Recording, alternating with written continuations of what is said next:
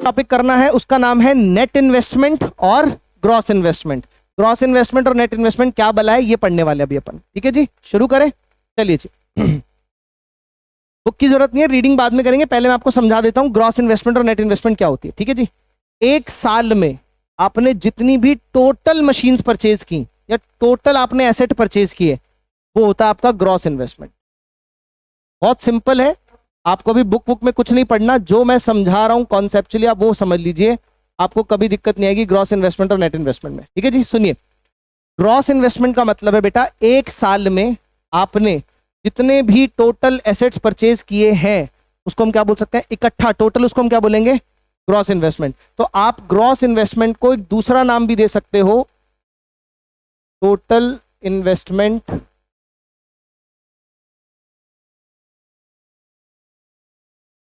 During a year. एक साल के अंदर की गई टोटल इन्वेस्टमेंट, जो आप टोटल परचेज करते हो एक साल में, वो आपका क्या होता है बेटा, gross investment. Is that clear? अब नेट इन्वेस्टमेंट क्या होता है, एक बात बताइए, मान लीजिए ये आपकी फैक्ट्री है, ध्यान से सुनना मैं क्या बोल रहा हूं, ये आपकी क्या है बेटा, फैक्ट्री, और आपके पास ऑलरेडी 1 2 3 4 5 6 मशीनें हैं बेटा। कितनी मशीनें हैं? 6 मशीनें हैं। इस साल आपकी ये 2 मशीनें फुल्ली डेप्रिशिएट हो जाएंगी, खत्म हो जाएंगी इस साल। ठीक है ना, इस साल आपकी ये 2 मशीनें फुल्ली डेप्रिशिएट हो जाएंगी, खत्म हो जाएंगी। क्लियर? तो साल के एंड में अगर हम कुछ भी ना खरीदें तो हमारा क्लोजिंग बैलेंस कितना बचेगा, 4 मशीन्स। ठीक है, अब मान लीजिए आपने इस साल 4 मशीनें खरीदी। कितनी मशीन्स खरीदी? 4 मशीन्स खरीदी। तो देखिए 1 2 3 4। अब ध्यान से सुनना मैं आपको क्या बोल रहा हूं, अगर इन चारों पे सर्कल लगाऊं बेटा तो ये मेरी ग्रॉस इन्वेस्टमेंट है कि नहीं है, ये मेरी ग्रॉस इन्वेस्टमेंट है कि नहीं है भाई। इस साल मैंने 4 खरीदी है, साल भर की जो टोटल इन्वेस्टमेंट है, टोटल परचेज है, उसको ग्रॉस बोलते हैं। लेकिन आप मुझे बताइए इस ग्रॉस इन्वेस्टमेंट में से कितनी मशीन्स जो पुरानी मशीनें डेप्रिशिएट हुई हैं उनको रिप्लेस करने में खर्च हो गई? 2 ने तो पुरानी वाली की जगह ली है ना, और 2 जो है उससे हमारी प्रोडक्शन कैपेसिटी बढ़ेगी। पिछले साल तक मेरे पास कितनी मशीनें थी, मान लीजिए एक मशीन की कैपेसिटी है 10,000 यूनिट्स, तो 6 मशीन की टोटल कैपेसिटी कितनी हो गई? तो पिछले साल तक मेरी टोटल प्रोडक्शन कैपेसिटी कितनी थी, लेकिन इस साल मेरी टोटल प्रोडक्शन कैपेसिटी कितनी हो गई, कितनी हो गई? क्योंकि 6 तो मैंने वो मेंटेन की, जो 6 में से 2 गई उसकी जगह 2 लेकर आया और 2 और नहीं लेकर आया, तो प्रोडक्शन कैपेसिटी मेरी एक्चुअली में कितने से बढ़ गई, 2 से कि 4 से? तो बेटा जितने से आपकी प्रोडक्शन कैपेसिटी बढ़ती है उसे नेट इन्वेस्टमेंट कहते हैं। क्या बोलते हैं?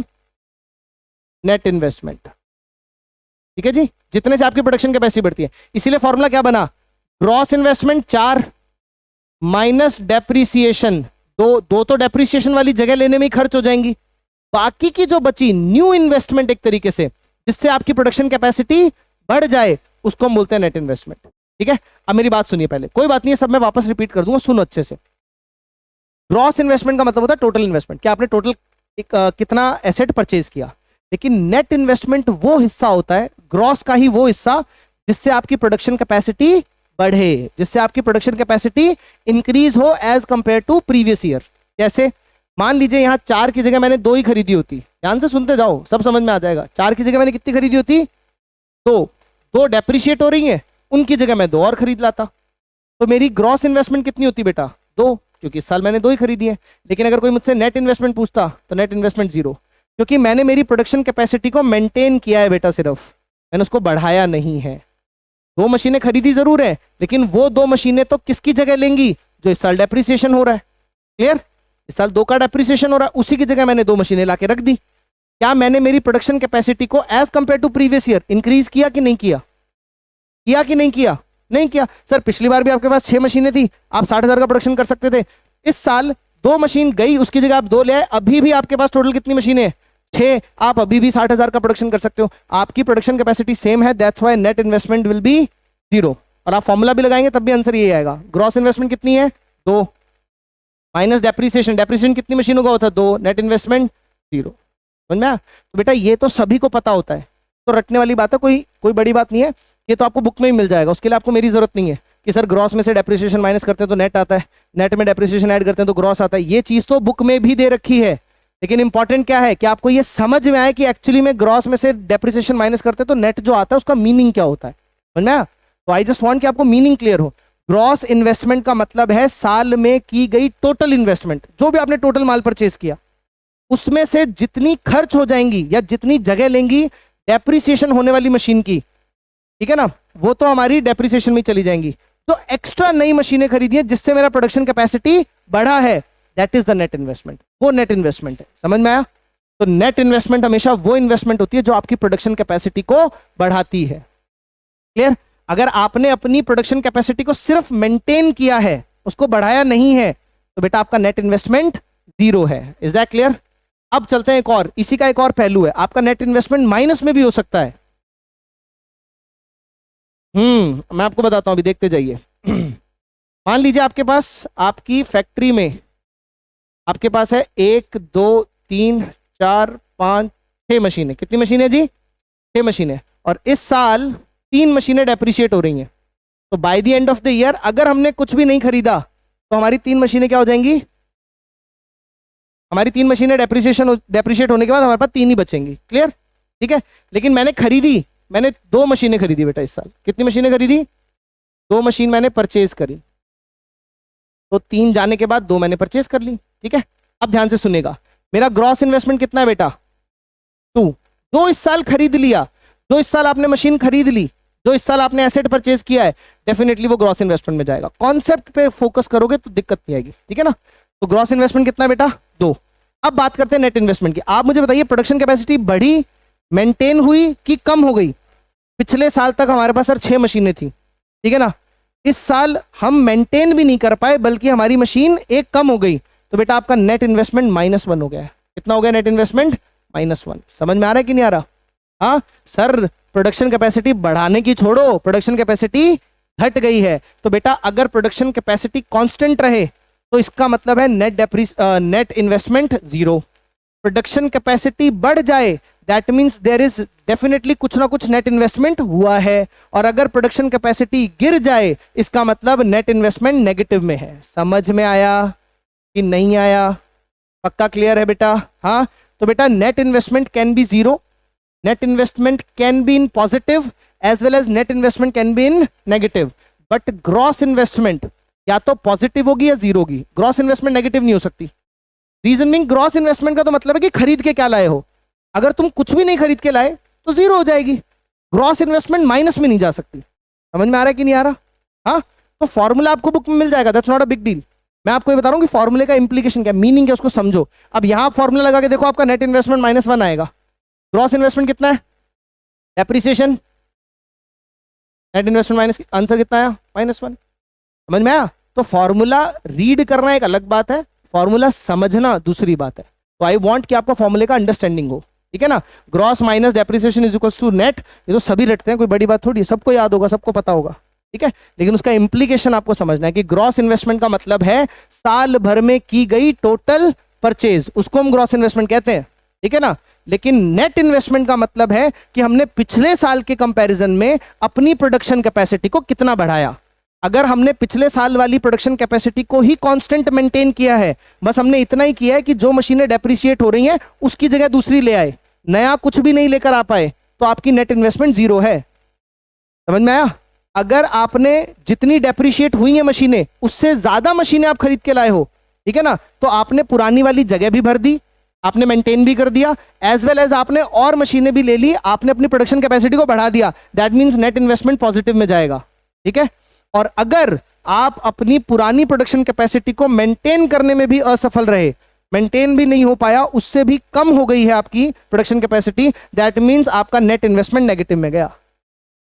समझ में आया? हाँ। तो क्या ग्रॉस इन्वेस्टमेंट नेगेटिव हो सकता है? कभी नहीं हो सकता। नेट इन्वेस्टमेंट नेगेटिव हो सकता है। ठीक है ना? नेट इन्वेस्टमेंट 0 भी हो सकता है, नेट इन्वेस्टमेंट पॉजिटिव भी हो सकता है। ग्रॉस इन्वेस्टमेंट सिर्फ 0 और पॉजिटिव ही हो सकता है। अब ये सारी चीजें आपको बुक में नहीं मिलेंगी। ठीक है ना? ये अपन को कॉन्सेप्चुअली समझना था। ठीक है। अब हम इसको रीड कर लेते हैं। नेट इन्वेस्टमेंट ग्रॉस इन्वेस्टमेंट का टॉपिक खत्म हो गया। समझने वाली चीज जो थी वो खत्म हो गई, हम इसको सिर्फ रीडिंग करनी है। फटाफट रीडिंग करते हैं और इसको पैकअप करते हैं। ठीक है जी? क्या बेटा? हाँ, जो मैं आपको नोट्स दूंगा वो सारे नोट्स में मेरे हैंड रिटन नोट्स हैं यार, डोंट वरी।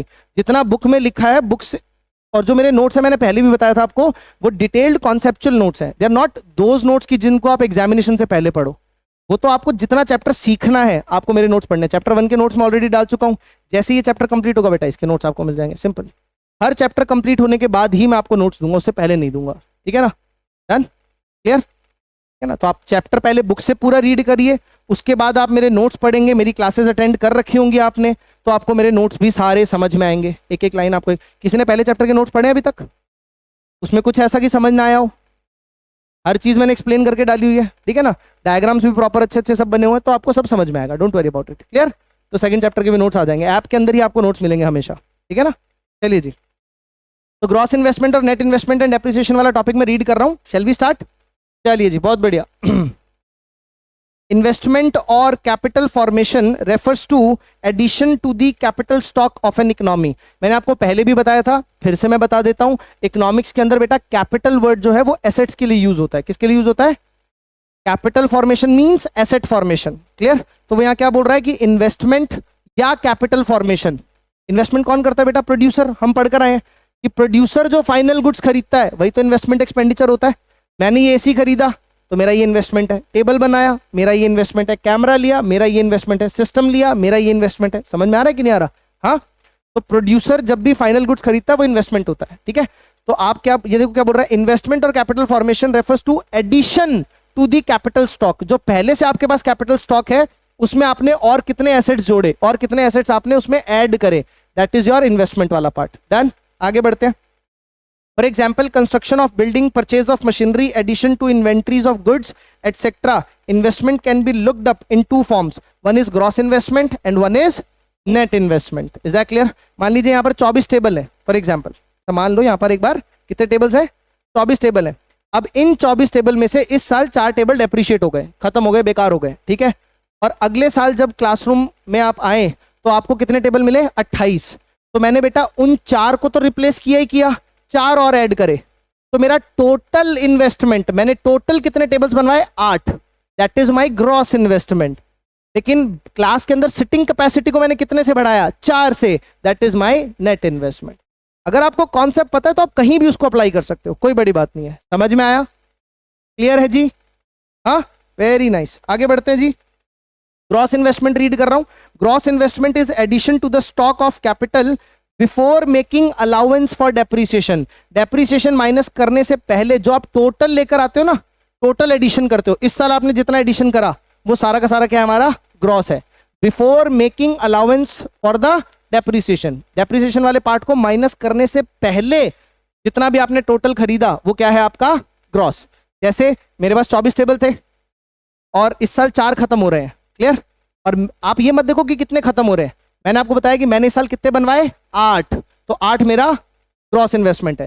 लेकिन जब 8 में से आप अलाउंस फॉर डेप्रिसिएशन हटाएंगे, यार 8 हमने खरीदे जरूर है लेकिन पिछले साल के 4 खत्म भी तो हो गए, 4 हटाओ, तब आपको जाके पता लगेगा कि नेट नया प्रोडक्शन कैपेसिटी कितना है? 4। बस ये डिफरेंस है ग्रॉस और नेट के बीच में। समझ में आया? अगर एक बार कॉन्सेप्ट क्लियर तो फिर डेफिनेशन भी क्लियर। चलें आगे बढ़े। चलिए जी, capital stock consist of fixed assets and unsold stock.